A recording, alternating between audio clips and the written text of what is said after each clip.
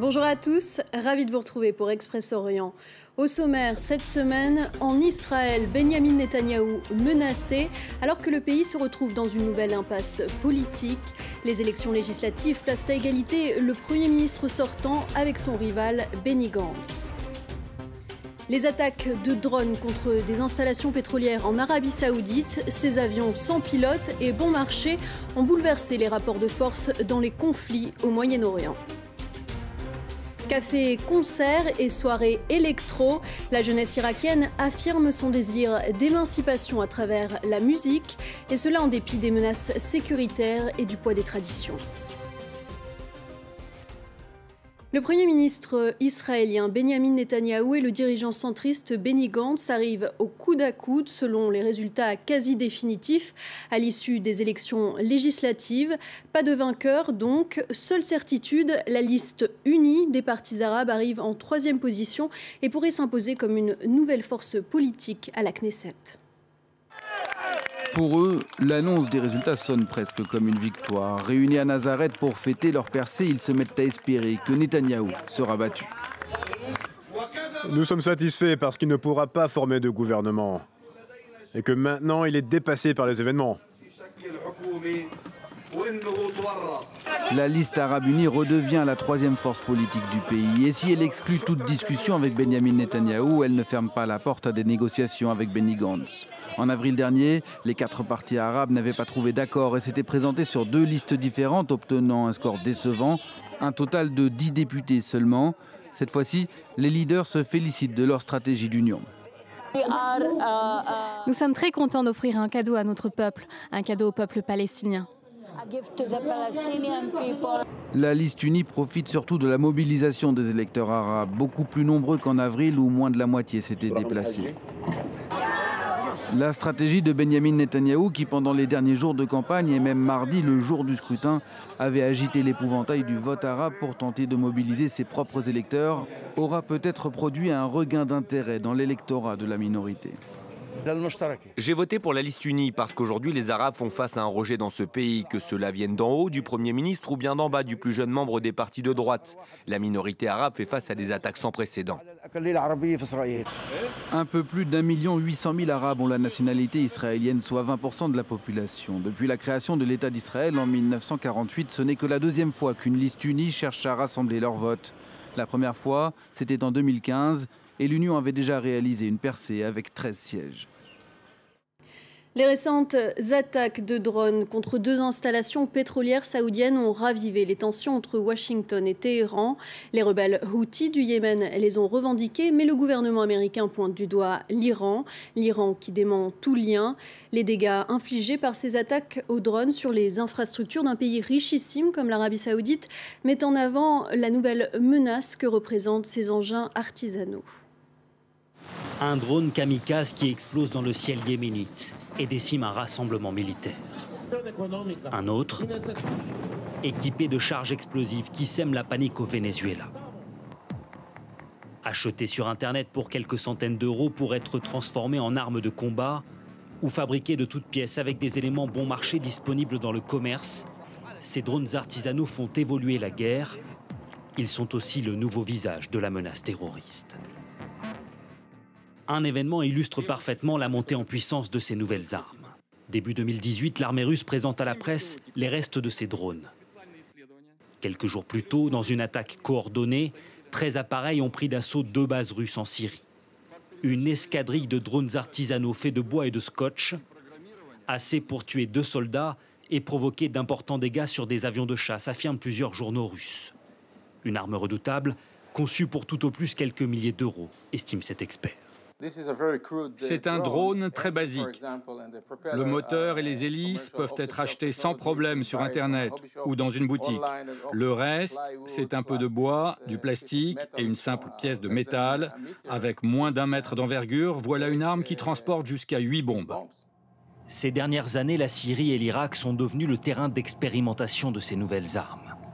Al-Qaïda et Daesh ont souvent utilisé ces appareils sur le terrain et pour leur propagande. Images d'obus largués sur des soldats syriens ou irakiens, ou comme ici, bombardement de stocks de munitions dans un stade. Ce professeur israélien est un spécialiste de la modification des drones achetés dans le commerce et selon lui, il est tout simplement impossible d'empêcher la prolifération de ces armes bon marché. Acheter un drone et le bricoler pour qu'il emporte une charge explosive et s'écrase sur une foule, ça n'a rien de compliqué et ça peut être reproduit à l'infini. Alors l'urgence, c'est de développer les technologies capables de neutraliser ces appareils à distance. Plusieurs sociétés comme celle-ci proposent déjà ce type de technologie. Tout appareil entrant dans le rayon d'action de ce radar peut être paralysé à plusieurs kilomètres de distance grâce à des ondes électromagnétiques. Soit le drone reste en vol stationnaire jusqu'à ce que sa batterie s'épuise et qu'il tombe au sol, soit on le renvoie à son point de départ. On peut ainsi protéger un aéroport, une prison ou même une frontière. Les grands sommets internationaux ou les événements sportifs majeurs comme les Jeux Olympiques sont désormais équipés de systèmes analogues. Mais personne n'est à l'abri. Il y a 4 ans, un drone contenant des particules radioactives a atterri sur le toit du bureau du Premier ministre japonais. Un autre s'est posé sans problème dans les jardins de la Maison-Blanche. Preuve que même les endroits les mieux protégés au monde peuvent être vulnérables face à ce risque d'un nouveau genre. Son histoire tragique a relancé le débat sur la place des femmes dans les stades, interdite en Iran depuis la révolution islamique en 1979. Sahar Rodayari est décédée après s'être immolée par le feu. Elle avait été arrêtée l'année dernière pour avoir tenté d'entrer dans un stade déguisé en homme afin d'assister au match de son équipe de foot favorite. Sa mort a suscité l'émoi sur les réseaux sociaux. Florence Gaillard. Sur la page Twitter du club de foot qu'elle supportait, la photo de Sahar couverte de bandages. La jeune femme vient de s'immoler devant un tribunal parce qu'elle craignait la prison. Le motif, elle s'était déguisée en homme l'an passé pour assister à un match. Sahar a succombé à ses blessures la semaine dernière et l'affaire fait grand bruit. Son histoire tragique a relancé le débat sur la place des femmes dans les stades interdite en Iran, alors que la passion pour le football est universelle. On ne nous laisse pas entrer dans les stades. Mais aujourd'hui, dans ce centre commercial, tout s'est bien passé. Ici, on peut parler fort, crier, dépenser de l'énergie. Je pense que ce type d'événement réduit la violence en société. En Iran, l'espace public est mixte, sauf dans les stades où les femmes sont bannies depuis la révolution islamique de 1979. Raison officielle, il faut les protéger de l'atmosphère masculine et de la vue d'hommes à moitié dévêtus. Je pense que les terrains de foot ne sont pas des endroits corrects pour les femmes. Personnellement, je pense que ce n'est pas bien à cause des problèmes culturels que nous avons. Pas seulement dans les stades, mais aussi dans nos villes et dans nos quartiers. Mais devant l'indignation nationale puis internationale suscitée par la mort de Sahar, le gouvernement iranien a dû réagir. Désormais, il prône une évolution progressive des mœurs. Nous croyons que les femmes peuvent entrer dans les stades, mais une partie de notre société s'inquiète encore de leur présence. Le prochain match de l'Iran aura bientôt lieu contre le Cambodge et les femmes pourront y assister. Leur présence va augmenter petit à petit. Si quelques femmes ont effectivement pu assister à des rencontres internationales, d'autres sont encore poursuivies pour être entrées dans un stade en dehors de ces occasions. En Irak, plus de la moitié de la population du pays a moins de 19 ans. Une génération en demande de liberté et qui souhaite s'affranchir des règles imposées par la religion ou la société. Ces jeunes se retrouvent dans des cafés-concerts à Bagdad ou même dans des soirées électro organisées depuis peu dans la capitale. C'est un reportage de nos correspondantes Lucille Wasserman et Simona Foltine. Difficile à croire, mais nous sommes bien à Bagdad. Pour la 4e fois en 2 ans, une soirée électro est organisée en plein cœur de la capitale irakienne.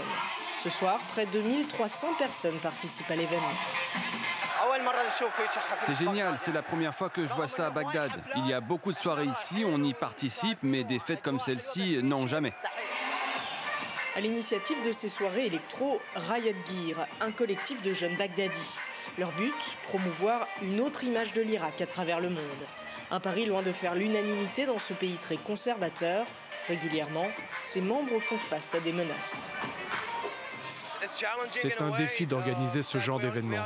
Nous avons des problèmes avec des gens qui ne comprennent pas ce que l'on fait. Ils pensent que c'est quelque chose importé des soi-disant ennemis de l'Irak.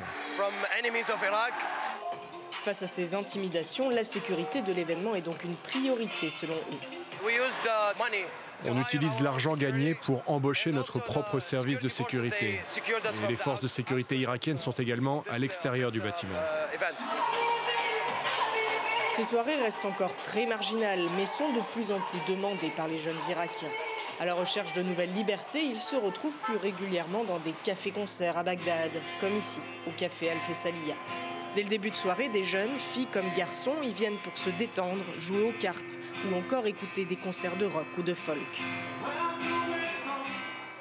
Il crée une atmosphère de liberté, mais comme vous le voyez, il y a des règles ici. Personne n'a le droit de venir avec des armes, personne n'a le droit de regarder les filles. Aujourd'hui, c'est Sally Mars qui occupe la scène, la seule femme à jouer de la guitare électrique en public à Bagdad. Si sa présence ne pose pas question dans ce café, c'est encore loin d'être le cas partout en Irak.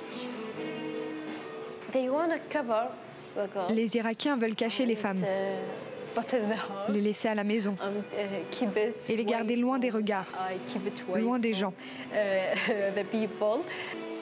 Et si la jeune femme continue la musique, c'est aussi pour changer les mentalités, dit-elle. Si je pars en Europe pour vivre une belle vie, qui va rester? Qui va rester pour changer la société? L'État islamique? D'autres groupes islamistes? Pour faire une nouvelle guerre et tuer d'autres personnes? Cette nouvelle génération est pleine d'espoir et de désir de changement. Mais ces jeunes Irakiens le savent, beaucoup de chemin reste encore à faire dans le pays. C'est ainsi que s'achève Express Orient. Merci à tous de l'avoir suivi. Restez avec nous, l'information continue sur France 24.